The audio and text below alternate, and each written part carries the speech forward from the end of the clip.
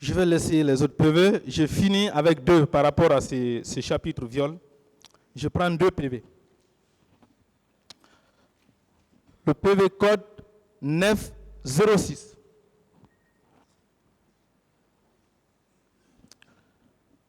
C'est dans cette cachette que 2 béros rouges sont venus me surprendre.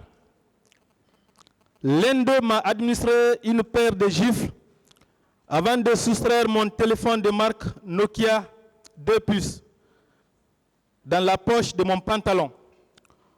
Le second s'est jeté violemment sur moi et a déchiré mon body, mon pantalon et mon caleçon avant de me terrasser. Je l'ai prié de m'épargner tout en lui indiquant que j'étais en début de grossesse. Réponse, il m'a giflé et m'a même blessé au bras gauche. Entre-temps, son copain nous a abandonnés pour suivre une autre fille qui était de passage. Malgré mes prières, ce militaire de la garde présidentielle m'a violé avec brutalité. C'est lorsqu'il m'a vu saigner qu'il m'a abandonné. J'ai compris que j'avais avorté. Ne pouvant pas me relever à cause des douleurs, je suis resté longtemps couché au même lieu, 2 heures durant. Dieu aidant, un jeune inconnu est venu me trouver là. Il m'a prêté sa chemise qui m'a servi de pagne et m'a aidé à me relever. C'est là que les agents de la Croix-Rouge sont venus me prendre pour me mettre dans leur véhicule. C'est l'avant-dernière. Donc, avant de vous poser la question, je lis le dernier. C'est la cote 911. C'est ainsi que, pris de panique, nous avons pris la fuite pour descendre dans les vestiaires où nous avons vu des hommes qui parlaient une langue que je ne comprenais pas.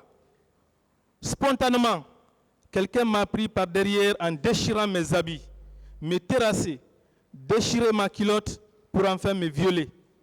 Ce qui a occasionné mon avortement, car j'étais en grossesse de 3 mois. Après cet acte, je suis sorti nu du stade. Je suis allé me réfugier dans une famille en face du restaurant Marocana. C'est grâce à cette famille que nous avons pu avoir des habits pour pouvoir rejoindre nos familles. Tant d'autres femmes ont subi ces horreurs. Même les femmes enceintes, votre garde n'a pas épargné, Monsieur le Président. Comment? Vous pouvez expliquer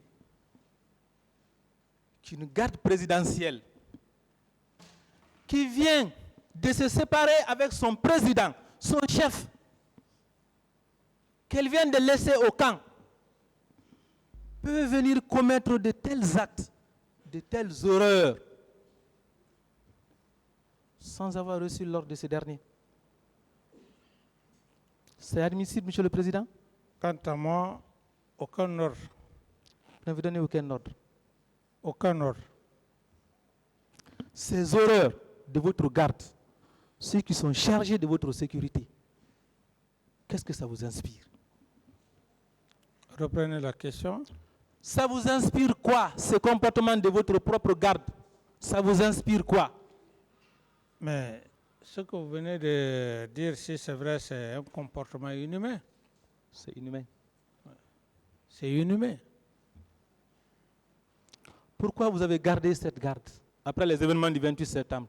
Pourquoi vous ne l'avez pas limogée si elle n'avait pas agi sur votre ordre? Pourquoi vous l'avez gardée?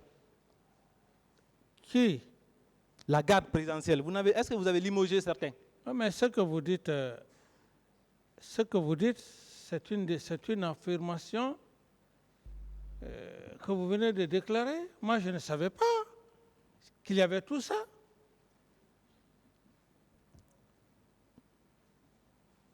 C'est maintenant là que je viens de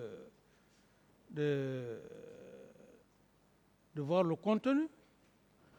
Donc tous ces témoignages que les victimes faisaient à l'époque, à commencer par le même jour, vous n'y croyez pas? Ouais. Vous n'y croyez pas? Il y avait une commission qui était là et aucune de ces femmes n'est venue me voir. Je n'ai eu aucune commission venant dans le cadre de viol.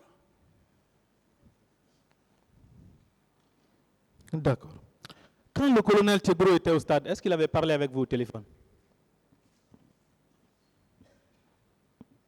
Quand il était au stade, est-ce qu'il avait parlé avec moi? Au moment où ils étaient au stade, il a parlé avec vous au téléphone ou par la radio? Est-ce qu'il a communiqué avec vous? Non. Il n'a pas communiqué. Je ne me rappelle pas. Vous ne vous rappelez pas? Non. D'accord. Je vais lire un passage d'un PV code 955. Dans cette pagaille, les jeunes disaient que Tchegro aurait appelé le capitaine Dadis pour lui dire que je ne prononce pas le mot, ont décidé de démolir le stade et qu'après cette démolition, ils se rendront au camp Alpha Yaya. Donc sortons vite d'ici, car le capitaine Dadis a décidé d'envoyer un renfort. Est-ce que le colonel Tchegro ne vous a pas appelé pour vous dire que nous avons été débordés? L'ouverture du stade a été forcée? Non. Et que vous ayez décidé d'envoyer un renfort? Non. Vous n'avez pas envoyé des renforts ces jours? Il ne m'a pas appelé. Ok. Je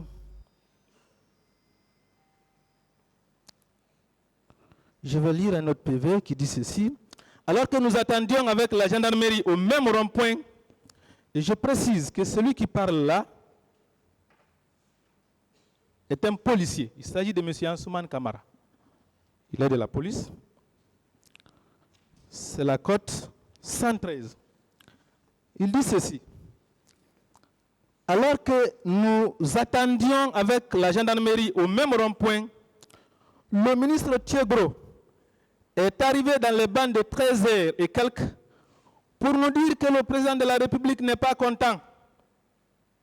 Et pour cause, les unités de la police et de la gendarmerie ont démissionné. Voilà. Voilà votre message que le colonel Tchegro est venu transmettre à la police et à la gendarmerie, que vous n'êtes pas content. De quoi vous n'étiez pas content, Monsieur le Président, ces jours? Mais je ne peux pas. De quoi vous n'étiez pas content? C'est une déclaration que vous faites. Je ne peux pas faire de commentaires par rapport à cette déclaration. La foule devenait de défier la gendarmerie et la police, de forcer l'ouverture du stade. Je ne réponds Donc pas. vous n'étiez pas content. Je ne réponds pas à cette question. Voilà. Le colonel Tchegro est venu transmettre ce message à la police et à la gendarmerie. Comme elle n'a pas pu, vous avez donc décidé d'envoyer les bérets rouges, oui ou non, votre propre garde, oui ou non, Monsieur le Président? Comme la police et la gendarmerie ont été débordées. Non. Incroyable. Votre garde va vous laisser au camp. Le président a bien dit qu'il n'y a ordre. pas de commentaire. Quand on pose une question, ne faites pas de commentaire. Moi, je ne suis pas juriste, mais je retiens. Quand on me donne des règles, je maintiens. Posez d'autres questions, maître. Pas de problème, Monsieur le Président, je continue. Je prends le PV 110-88. Il s'agit de M. Yacouba Bari qui déclare ceci. Deux pick-up de la gendarmerie ont embarqué des personnes vivantes pour une destination inconnue. Aux environs des 0h30, deux autres pick-up ont embarqué de la prison de Pivi des personnes vivantes pour une destination inconnue. J'ai également remarqué une dizaine de camions bennes destinés au ramassage des ordures remplis de cadavres pour les envoyer vers Yimbaya ou autre destination. À une des questions, il a précisé ceci.